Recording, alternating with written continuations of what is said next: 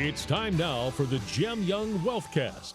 Brought to you by Gem Young Insurance and Wealth Advisors, a family-owned independent insurance and financial planning agency since 1947. Now, from their studio on Star Center Drive in Canfield, Ohio, here's the host of your program, Leo Daprile. Welcome to the Gem Young Wealthcast. This is Leo Daprile. Today we have one of my favorite guests in here, Sammy Morocco. Hi, Sammy. How are you? Good, Leo. How are you this morning? Good. Thanks for joining us today. My pleasure. So part of our insurance series is we're going to dig a little deeper into the work optional lifestyle. This is what most of our clients aspire to. That's part of the reason they come to us, is for us to help build that plan to help them get there. Well, there's lots of different ways to get there. There's lots of different strategies to get there. A lot of different products are needed based on the client. So like always, this isn't a product conversation. This is a strategy conversation. So Sammy, you come from a different part of our organization. There's so many different parts to the financial planning team that we have here. We have financial planners. We have paraplanners. We have client liaisons. We have you with what you do with life insurance and fixed income planning. You know, we have had Jerry on who does the Medicare planning. So this is about our holistic approach to how we attack an effective plan, with one of the main goals being the work optional lifestyle, right? Correct. It's fair to say that there are a lot of different approaches and definitions to what a work optional lifestyle is, right? Would you agree? Yes, I would. Okay.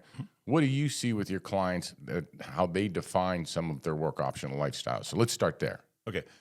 A lot of my clients, when we fill out what's important to you, the sheets that we use, they want to do what they want to do when they want to do it, without regard to, oh my God, am I going to be able to afford to do that?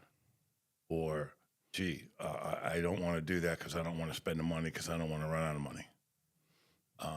But surprisingly so, Leo, most of my clients, they're afraid to retire because they have no idea what they're going to do. Isn't that the truth, Sam? Yeah. I know. I see that a lot. And I say to clients all the time, they're like, I want to retire, I think. Right? Yeah. Well, I mean, let's face it. You've worked at a job 20, 30, maybe 40 years. So you retire on Friday. So Monday morning, the first time in 30, 40, 50 years, you wake up and you don't see your work family for the first time in how long? Right. That's a scary situation that most people don't think what they're going to do on that Monday or Friday or whatever they pull the plug from work. That's 1/3 of their life of people that they've known for all that time that is now gone. So how are they going to replace that? And they're afraid because they haven't sat down with someone like us to talk about elements of a work optional lifestyle. I find that one of the more interesting parts of the conversations we have, and this is where financial planning is an art, not a science. The science is the math. We do that all day long. We do it in our sleep, right? But it's how do we get people to that point? You know, I say to people, and I've said this before on the podcast, when people say, when should I retire? And my response is, you'll know. And they look at me like, well, that's a really crummy answer. Yeah. Right? Yeah. Well, we have two check marks: active lifestyle or passive lifestyle. Right. And a lot of people misinterpret what passive means. Yeah. So they say, oh, passive lifestyle. And I say, okay, so let me understand what that means to you. So you're going to get up, you're going to have your coffee, you're going to go on your back porch, you're going to sit on your rocking chair, and you're not going to do anything. Well, no, I'm not going to do that. Right. Well, then you don't mean passive lifestyle then. You mean active. Oh, yeah. I mean, like I want to go places and things like that. I mean, my wife's going to go shopping and, I may go to the gym, or I might go play golf, or I might go down to see the guys and well, then that's an active lifestyle.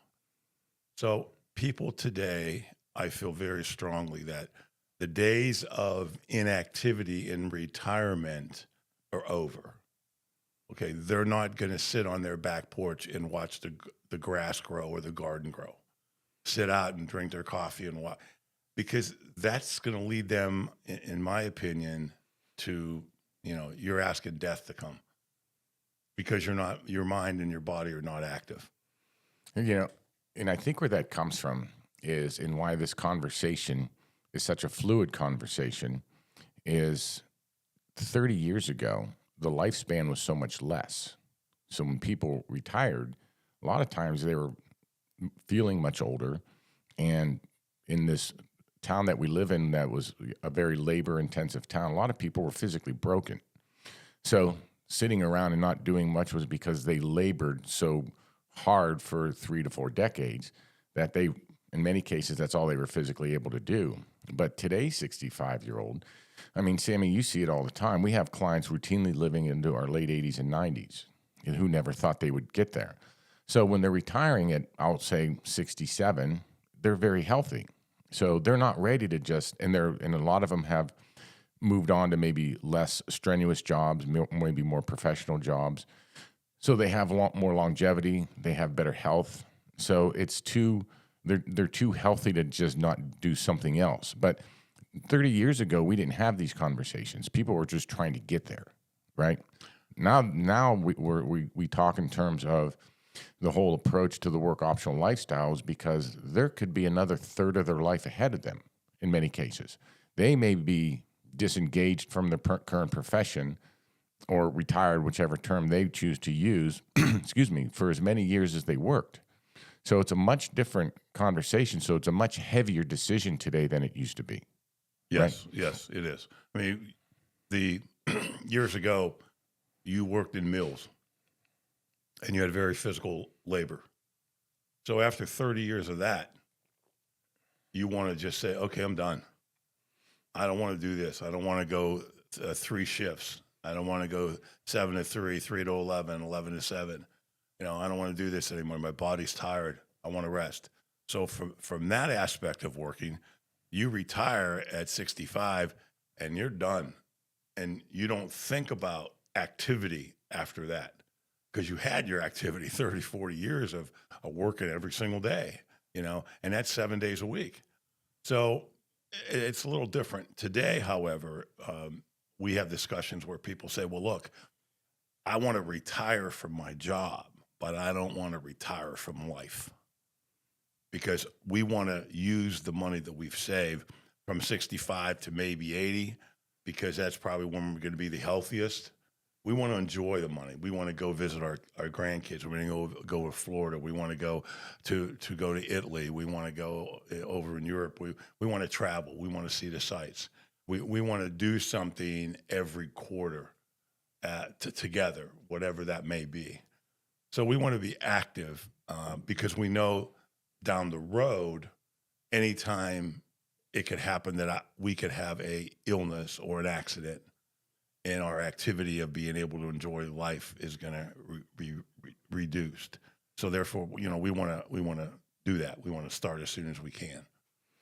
I've been using this phrase lately.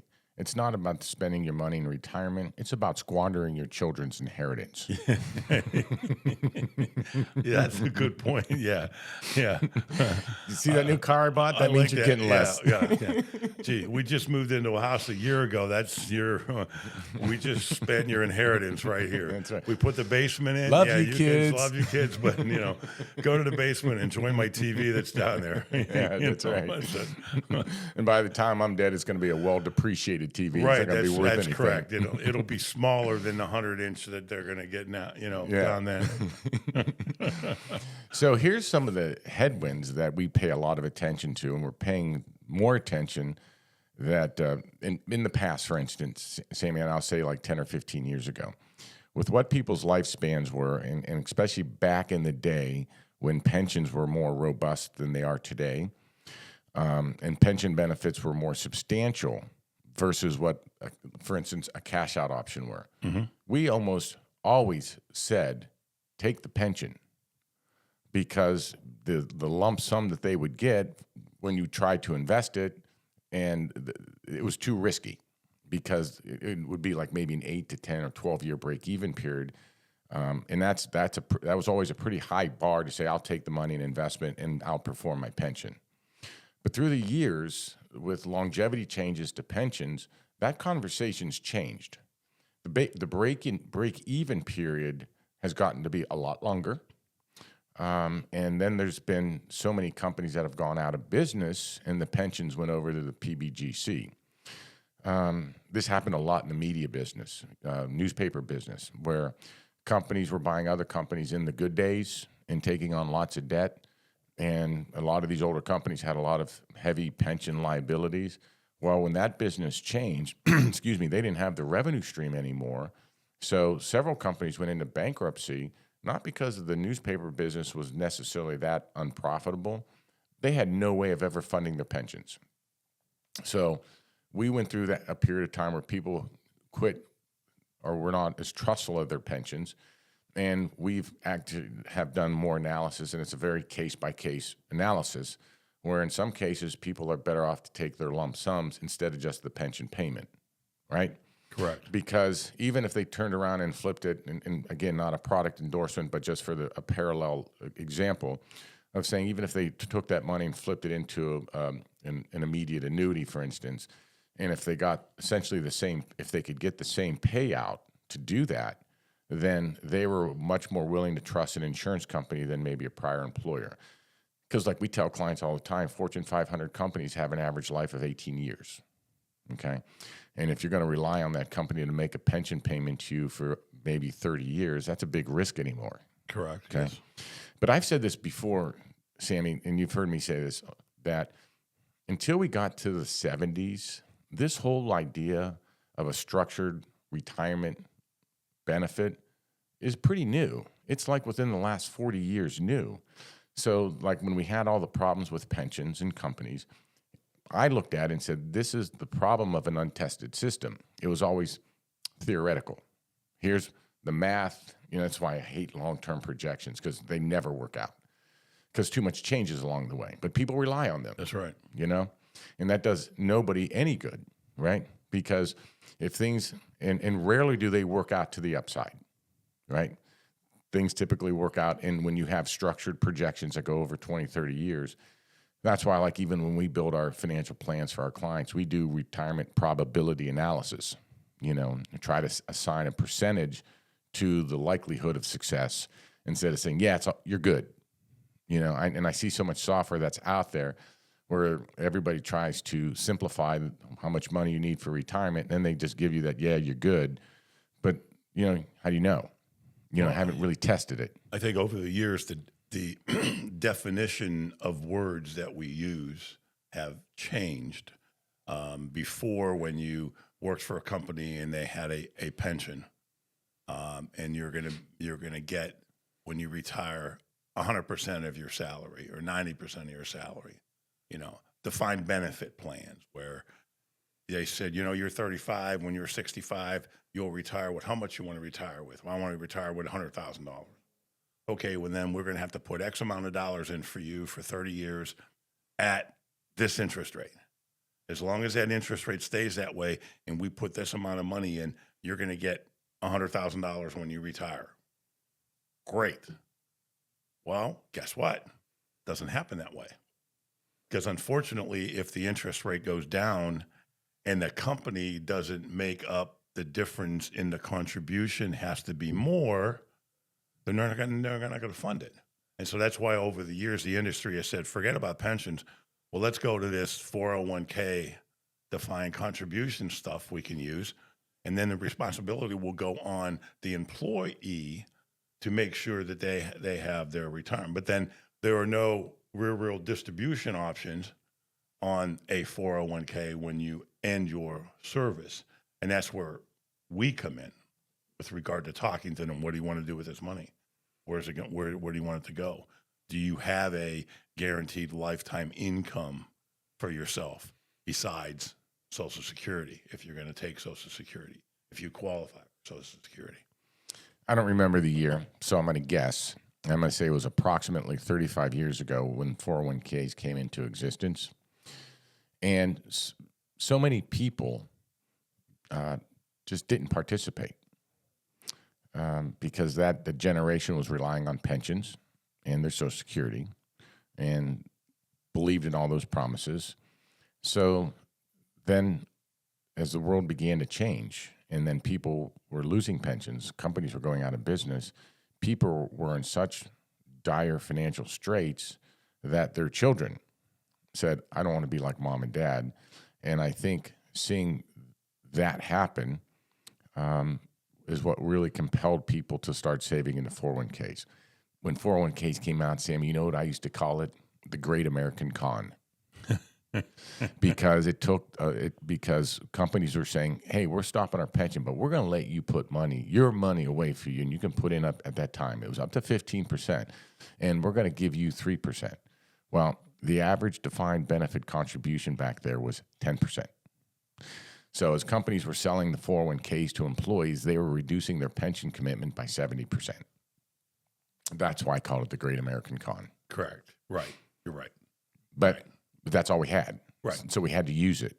I think it's the evolution of just like, we used to have 1,800 life insurance companies when you and I started selling insurance. Well, we don't have that many now. Right. I mean, where'd they all go? Well, either they went out of business or they got bought up or they stopped selling a certain product.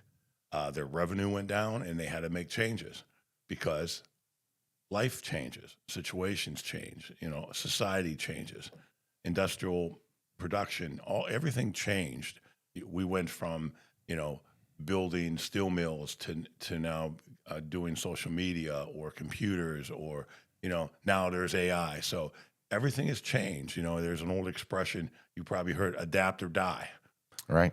So, and people don't like change. Usually they like everything set in their ways because they know the outcome. Well, unfortunately, we have to change. We have to adapt to the situations in our current situations so that we can provide the same amount of financial security for our families that we thought we were going to have back in the day when everything was saying from the company, yeah, this is guaranteed, you don't have to worry about it. Now there's more involvement of the employee has to be your own taking inventory of what we're doing or what you're doing, as opposed to, gee, my employer is paying for all that. I don't have to worry about it. Right. Now you have to do self-inventory of, what do I have and what do I have to change so that I could prepare for my family, for my retirement, so I can do my work optional lifestyle if that's what I want to do. Right. So, Sammy, I had Jerry on the podcast a couple of weeks ago, and he said some things to me, and even though we plan for these things with our clients, the rate of increase actually alarmed me. And it's the cost of healthcare because, and we've said this before, it's not new information that we regularly interview our clients of what concerns them. And the two that continue to come up is longevity risk and healthcare risk, what that's going to cost them. And the old analysis used to be that you'll spend the bulk of your money on healthcare the last couple of years before you die. And I believe that. I don't know if I believe that anymore. I think because what it's starting to cost people now with everything going on in the Medicare Advantage market. One of the things Jerry and I talked about, I'm just giving you the premise of where I want to go with this, is that, Medicare Advantage plans where they were so much better than maybe Medicare, for instance, was there was all these optional benefits, all these optional, improved benefits. We're in a world now where those are starting to go away. And we're seeing, like, for instance, we didn't worry about copays necessarily 5 years ago on a Medicare Advantage plan. There's a ton now. And not that it's a lot, but, you're paying if you're paying the base rate of $202 for your Medicare Part B, Jerry's telling people you'll probably spend another couple of $100 a month between your prescriptions and copays. We didn't have that discussion 5 years ago. And I know it's $200 and it doesn't sound like a lot, but that's $2,400 a year. Now, the long-term planner in me is saying things like, geez, what's that going to be in 5 years? Mm-hmm. Because Medicare medical inflation is exceeding traditional inflation and has for many years. Okay. And just look around. Look at all the healthcare buildings around. None of that's free. How are they getting the money to pay for all that? And it's everybody. The system is built for what people want, okay, and for what people are demanding. So when you were looking at that work optional lifestyle, we're also looking at saying, okay, we have to maybe put medical expense as a much bigger category than maybe we did 5 years ago, right? Yeah. Are you seeing that too? Yeah, there's an old expression, commercial used to say, pay me now or pay me later. Mr. Goodwrench commercials. Well, it was Fram oil filter. Oh. Yeah, it was Fram. It was, pay me now, I'll replace you with a new Fram oil filter in your car. Right. Or you could pay me later when I got to take the whole system out and replace the engine because, your filter, your oil blew up and your engine. So what cost do you want to do? Right. And I use that when people talk about Social Security and come to me and say, I want, what's this Medicare supplement scenario in Jerry's world of Medicare Advantage? It's pay me now or pay me later. And in the Medicare supplement business, you paid a premium. That's it. You pay nothing later except for a small deductible. Those things are coming more into play where people want to be able to go where they want to go. And they know that their max out of pocket that they're going to spend, they already know that every year. So they're paying now and they're not paying later. But my point of that is it's becoming a more significant expense than maybe 5 years ago. And the rate of the increase in the last 5 years is what I think alarms me. Well, you had mentioned about the longer you project or prepare for it, the time or the percentage of that working out is usually going down. You're not very as effective with like the plan for long term. And I think insurance companies that are in the Medicare or the medical business, they have actuaries that they have to project how much is this going to cost us, what kind of claims are we going to get, when are people going to die off, and put all those together, and this is going to be the cost of my product. Well, they have underestimated the longevity of the population. The longer people live, the more increase of costs are going to be because they're going to get stuff to take care of themselves. They're going to live longer. And if a company says, well, we're only going to pay expenses for this guy for 20 years, from 65 to 85, and the guy lives to 100, that's 15 years a day. They got to come up with that money. So they have to, how are they going to come up with the money?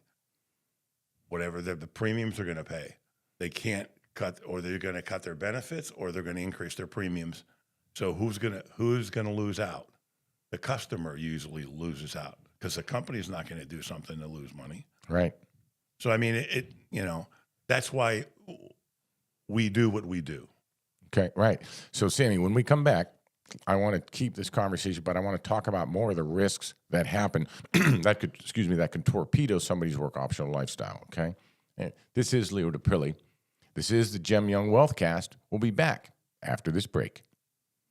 Young Insurance and Wealth Advisors, we make planning for your future simple by offering both insurance and wealth management under one roof. Our team helps protect what matters most while guiding you toward your financial goals, whether it's safeguarding your home, health, business, or planning for a work optional lifestyle. With everything in one place, you get seamless support, personalized strategies, and peace of mind. Call Gem Young Insurance and Wealth Advisors at 330-533-7941 today to schedule your fit meeting and experience all-in-one protection and planning. At Gem Young Insurance and Wealth Advisors, we know insurance can feel complicated and overwhelming. That's why our team is here to listen, understand your unique situation, and provide solutions that work for you. From home and auto to life, plus a team dedicated just to commercial insurance, we help protect what matters most without the stress. Don't wait until an issue arises. Call Gem Young Insurance and Wealth Advisors at 330-533-7941 to schedule your fit meeting and get the protection you need today. At Gem Young Insurance and Wealth Advisors, we believe your financial goals deserve more than just a plan. They deserve a team. From planning for a work-optional lifestyle to managing risk and supporting your everyday needs. Our financial planners, paraplanners, and service team work together to build a strategy that truly fits your life. Planning for the future? We'll help you make that confident financial decisions and achieve lasting peace of mind. Call Gem Young Insurance and Wealth Advisors today, 330-533-6936, to schedule your fit meeting and start building your financial future. Now, back to the Gem Young Wealthcast, brought to you by Gem Young Insurance and Wealth Advisors. Once again, here's Leo Daprile. Welcome back to the Gem Young Wealthcast. This is Leo Daprile. I have with me today Sam Morocco, and we're talking about how to maximize and optimize that work optional lifestyle. So if you're just joining the podcast, we talked a little bit in the beginning about some of the headwinds that medical care and medical costs are creeping back into people's plans where maybe it wasn't that much of a conversation 3 or 4 years ago. But we want to talk about some other risks that go on. But before I do, geez, Sam. Yes, Leo. Why? Oh, why, Sammy? Why? You can't see it, but he's wearing his Steelers gear. I knew we were going to do this today, but in my mind, I thought it was going to be like the old way where people were going to listen like on the radio. I don't believe you. I think you just wanted to hurt my eyes. That could, that could have come into it, but I don't think so. Katie, can you go get my sunglasses? Yeah, the glare of the 6 rings are kind of flowing off. So half the listeners love me, the other half hate me. Yeah. At least 50% will be on my side. Yeah, right. So, Sammy, I want to shift. Okay. One of your other areas of specialization, and I hate to use the word expert because I don't think anybody's really an expert at anything. We're always learning. Yeah, that's correct. Yes. And to claim being an expert means you know everything about everything. And I don't. Yeah, so that's why I don't use the word expert. But okay. One of your deep areas of specialization is Social Security. Yes. And part of our process as a team is when our clients are aspiring to the work optional lifestyle is a thorough analysis on how they can optimize Social Security. We look at how they can optimize their health care. We're looking at how they can optimize their investments for income or growth based on where they are. And that can involve a variety of products. Again, strategy conversation, but not a product conversation. But some of those products could be diversified investment portfolios. They could be annuities. They could involve life insurance. Life insurance, right. Right.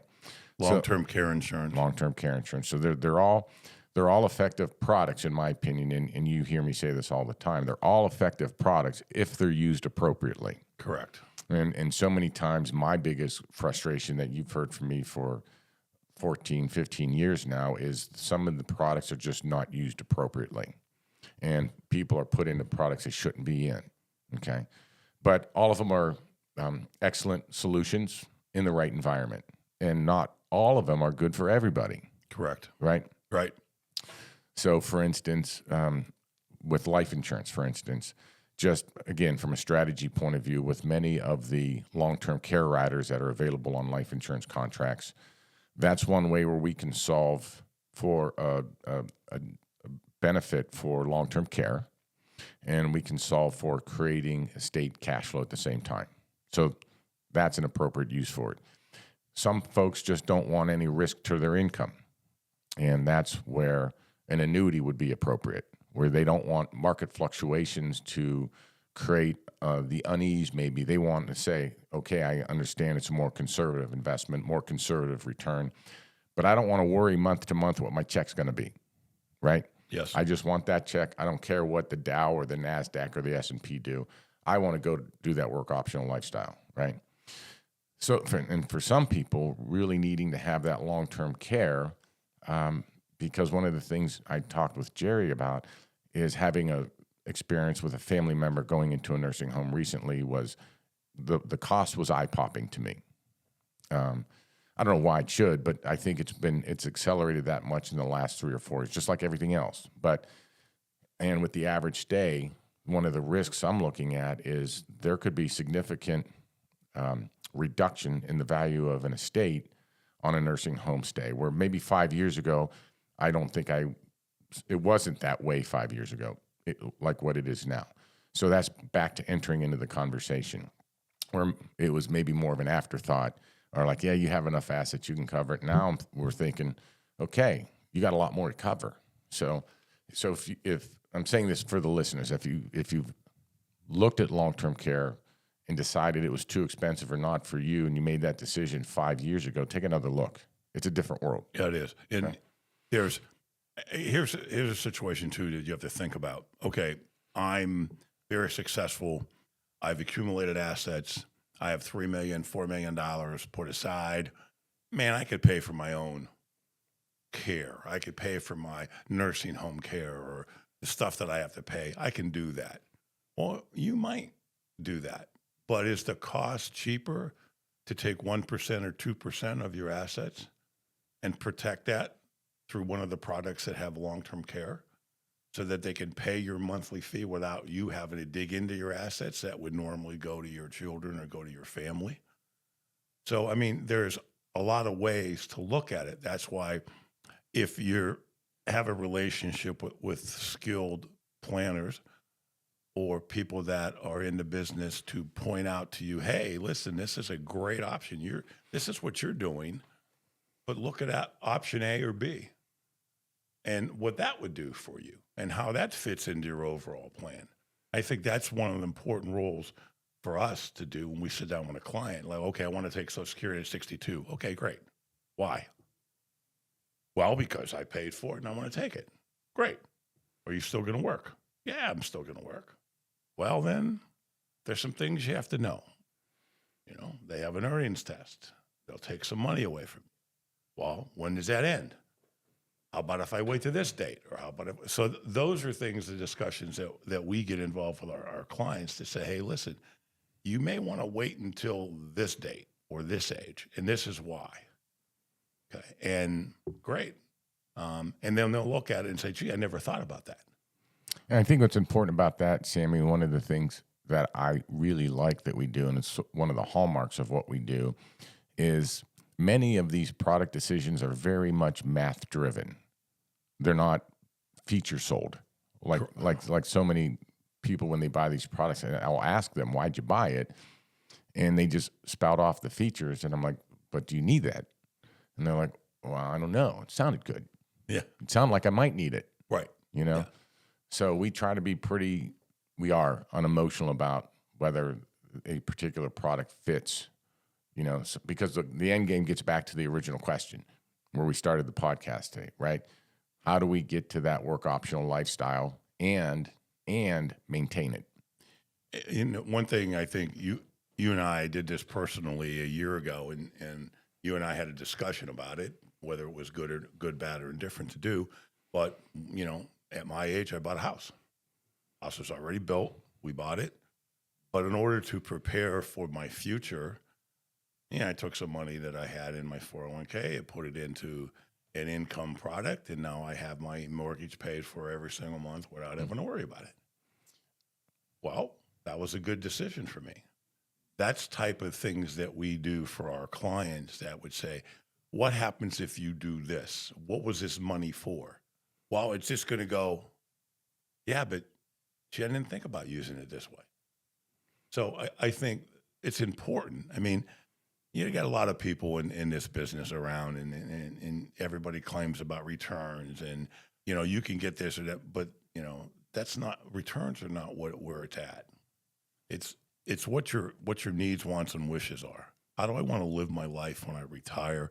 And how can I use what I've worked so hard for to get me that optional lifestyle when I retire, so that I can do what I love to do? You know, and then that's what it's all about, to live, you know. But it's hard to get people maybe to feel good about coming in, because sometimes they don't like to, you know, tell or expose what they did or didn't do, because they might think, well, gee, I did stupid. Well, we all do stupid things. Yeah. You know, that we've all made mistakes that we wish we could go back, but we can't. We just have to do the best we can with what we have. I told my kids, and I've said this on the show before, that I have a closet full of stuff I wish I never did, but it makes me who I am today. So, Absolutely. and what's important too, like when you're buying that house last year, never once did the conversation come up of why are you buying a house at your age. The conversation was, oh, that sounds great. Let's see how we can make it happen. Right. That's right. Yeah, you're absolutely positive. Right. And you know, I get with people come in, and what surprises them and what surprises me is they come in with fixed ideas in their head of this is what I want to do. And after I do those things, then I'll listen to what you have to say. And then in the process of discovery, in the process of filling out fact finders and talking to them about, you know, the best. And then when you put the numbers down and you say to them, listen, if we did this and then did this, we'd increase your cash flow by $1,000 a month, and you would wipe out $800 payment on your credit card and still keep the money in your 401k that you wanted to do to pay the house off. And it was like, really? Yeah. Well, yeah, that's what we're here for. We're going to give you ideas or suggestions on how we focus. We have gone through education to find out what alternatives are out there to improve someone's financial situation in all the areas, whether it's life insurance, health insurance, property and casualty, investments, risk tolerance, all that kind of stuff. We've been educated in what's available. Okay. We may not use everything that we know, because not everybody needs everything that we need, that we know. But there are some things that would fit in a client situation that will improve them 1,000%. The only thing they have to do is come in and talk and find out, you know, let us have a conversation. So this has been thrown around for years, this term sequence of returns. Okay. We've had a very strong stock market performance going into its fourth year. So number one, highly unusual that we have this robust of stock market returns for this period of time. And the phrase I told Jerry is, because he was asking me, and I brought up a phrase often used in our business, that past performance is not indicative of future results or guarantee of future results. Right? Yeah. Yeah. See, you've been in the business long enough; it's burned into your brain too, right? Yeah, that's right. Yep. So the risk is, you know, saying we're going to keep going down this road. But the sequence, so the whole conversation about the sequence of returns is kind of fallen on deaf ears right now, right? So take a minute and go over what it is. And because, you know, listeners hear me say this all the time, part of my job is I'm constantly looking under the bed for the boogeyman, right? Yeah. You know, that's my own self-inflicted paranoia, because I've been around long enough to know that nothing stays good forever. Nope. And when things go through the corrections, whether it's a price correction or whether it's a recession, whatever it is, we're going to have those down days ahead. We always will. So that's why we're always preparing for those days. But explain what the sequence of return is and why there's a risk to it. Well, secret of returns is that if the market has gone up for 4 years and it's performed at 12%, well, okay, that means I could invest my money and I could be guaranteed that I'm going to get 12%, because if I don't get 12% a year for the next 10 years, then my portfolio is not going to be worth as much. My income is not going to be as high. And geez, I didn't plan to when that sequence of returns are going to stop. It's not guaranteed that the sequence of returns are going to continue for the next 20 years. What happens if I plan on it's going to do it 10 years and then after 5 years it stops? What am I going to do then? Or if the market goes down 20% and you still need to make a big pool to live your life, how does that damage your principal? And then people don't realize that if the market goes down 20%, you got 100,000, it goes down 20, you got 80. Well, if the market goes back up 20%, you don't have 100,000 anymore. Right. You know, you're short. So the market has to go up like 25 or 30% to get back to that 100,000, which people don't realize. They kind of look at the numbers and they say, wow, I lost 10%, but I made 10% the following year, so I'm even. Right. No, they're not. Right. So that's a risk. Yes. I'm bringing that up because, like I said, we're going into the fourth year of a strong market. So that conversation of down years, people forget, and I think it's just the human condition. We forget down markets because we forget bad things in our life too. It's healthy. We don't want to dwell on the bad. No. So, but our job is to make sure that we're prepared when that comes. So a couple of other things I want to get into, Sammy, when people are approaching that work optional lifestyle. I think the Social Security planning is more critical than it used to be. I think your Medicare, Medicare Advantage, whatever your solution ends up being, should be higher in the conversation, and the cost should be more defined. I think that's critical. Always with Social Security, optimizing it before you make that decision. Because like you said, because a lot of people today, and they don't think of it this way. When the old days, when the FRA, the full retirement age, was 65, and when you're taking it early at 62, well, it wasn't that big of a drop because it was 3 years. But now the FRA is 67. Okay, that's a 25% drop off because it's 5 years. Yes, and people don't think of it. And if your normal retirement age is 66, it's 25%. If it's 67, it's 30%.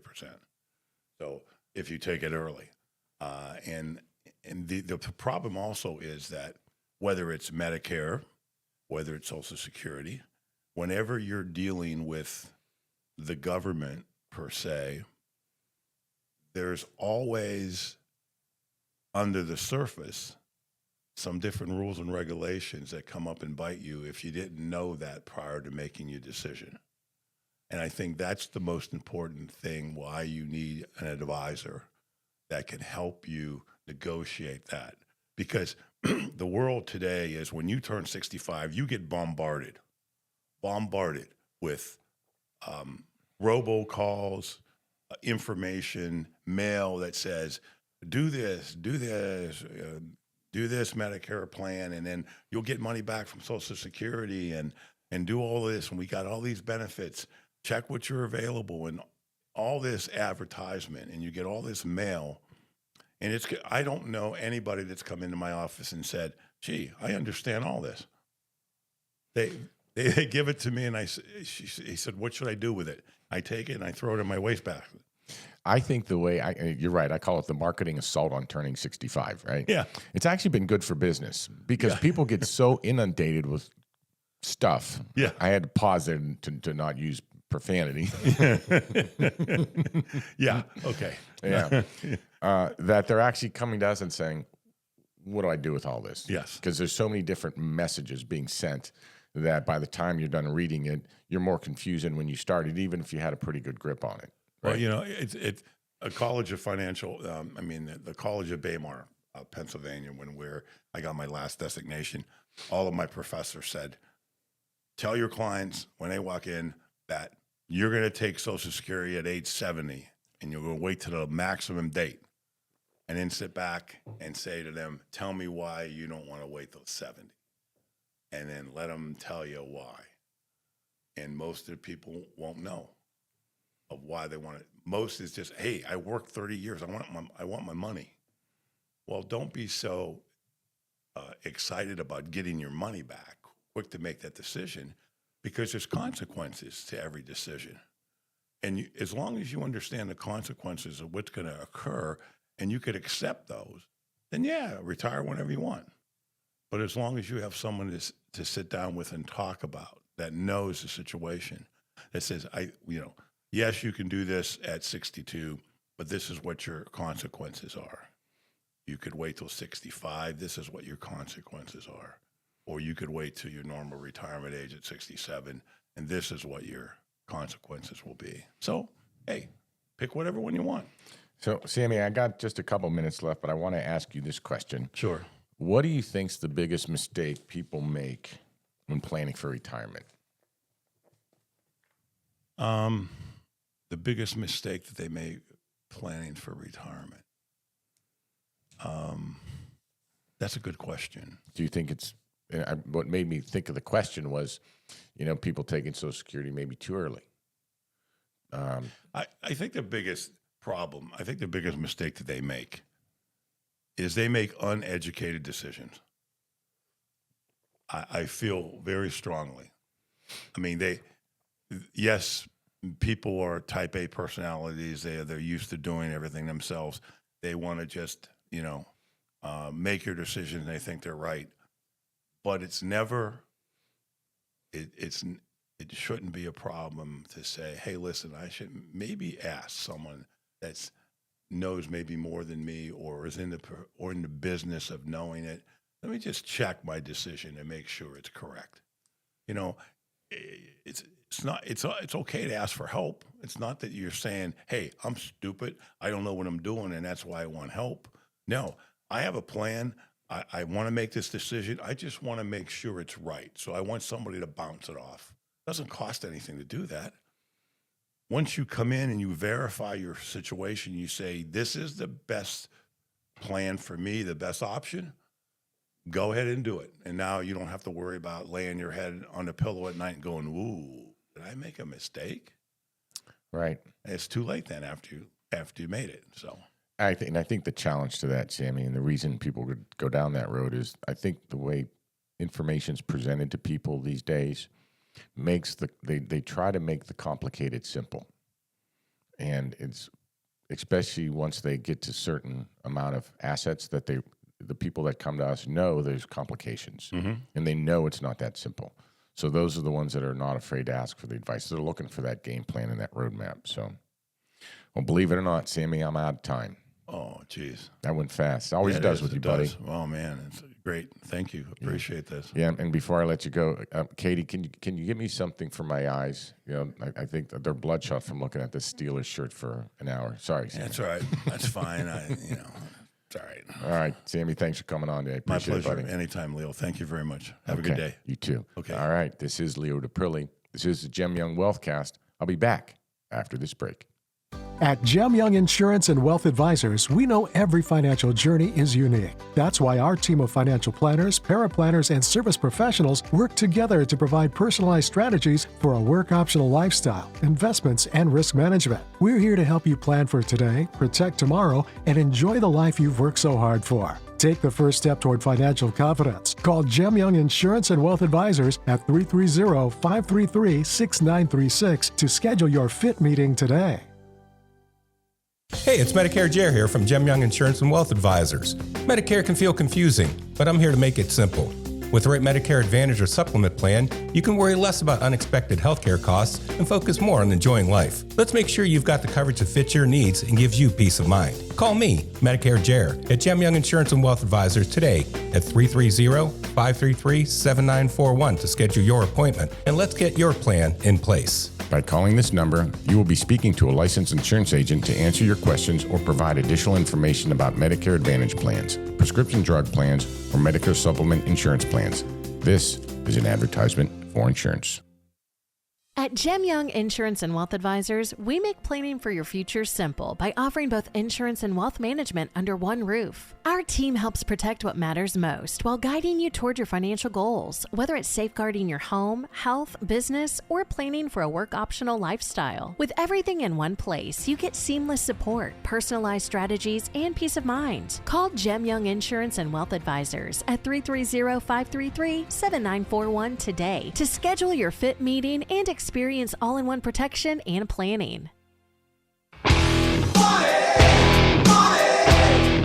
Now, back to the Gem Young Wealthcast, brought to you by Gem Young Insurance and Wealth Advisors. Once again, here's Leo Daprile. Welcome back to the Gem Young Wealthcast. This is Leo Daprile. Well, another great show with Sammy. It always is. He brings a lot of real-world experience.